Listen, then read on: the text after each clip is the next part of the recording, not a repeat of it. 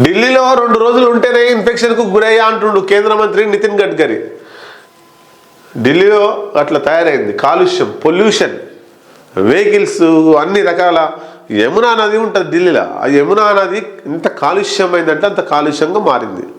మరి ఢిల్లీలో ఉండేటువంటి ప్రజలు వాళ్ళు ఊపిరితిత్తుల వ్యాధులు, రకరకాల ఆస్తమా, రకరకాల లంగ్ క్యాన్సర్, ఇట్లాంటి చాలా ప్రమాదాలకు గురవుతున్నారట బికాజ్ ఆఫ్ క్యాన్సర్. సో ఈ క్యాన్సర్ వల్ల, ఈ ప్రమాదాలు వల్ల పొల్యూషన్ తగ్గించాలనే ప్రయత్నం కేంద్ర రాష్ట్ర ప్రభుత్వాలు చాలా చేస్తున్నప్పటికీ అది క్లారిటీ వస్తలేదు, అయితలేదు. ప్రజల సహకారం కూడా ఉండాలి. అయితే రీసెంట్గా ఢిల్లీలో 2 రోజులు ఉంటేనే ఇన్ఫెక్షన్ గురయ్యారు కేంద్ర మంత్రి నితిన్ గడ్కరీ చేసినటువంటి వ్యాఖ్యలు కొంత ఆలోచించాల్సిన అవసరం ఉంది. భవిష్యత్ తరాలను ఏంటి మరి భవిష్యత్ ఢిల్లీ పరిస్థితి ఏంటి, హైదరాబాద్ పరిస్థితి ఏంటి? ఒక ఢిల్లీ కాదు, హైదరాబాద్లో కూడా సేమ్ అట్లే జరగబోతుంది. హైదరాబాద్ మహానగరంలో బ్రతకలేని సిచ్యుయేషన్. ఆ ధ్వనులు, రణగుణ ధ్వనులు కావచ్చు, పొల్యూషన్, వాహనాలు.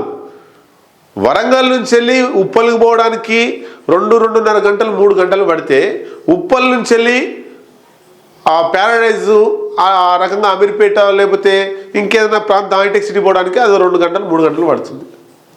అంటే 100-150 కిలోమీటర్లు ఒక ఎత్తు, 10-12 కిలోమీటర్లు ఒక ఎత్తు. అంటే ట్రాఫిక్ అంత పొల్యూషన్ అయిపోయింది మొత్తం. సో ఇది ఢిల్లీ కాదు, హైదరాబాద్లో కూడా రేపు బతకలేని పరిస్థితి ఉన్నది.